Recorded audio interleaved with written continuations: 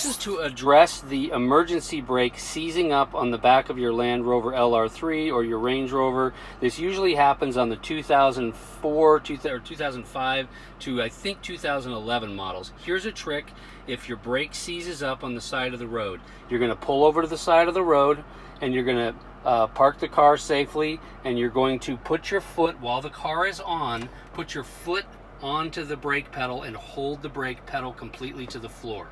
Then what you're going to do is you're going to push down the brake, parking brake, electric parking brake, and you're going to hold that. Keep holding it. Hold your foot, hold the parking brake, and then you're going to turn the car off while holding on to the parking brake. As you're holding it down, you're going to hear a click that's going to come from the back of the car that will release the brake from being jammed up. Okay, so let's go over that one more time. You're going to pull over, put your foot on the brake while the car is on, then you're going to push down and you're going to hold this down. So you're pushing this down, holding the brake down. Then you're going to turn the car off and you're going to hear the click from the back of the wheel.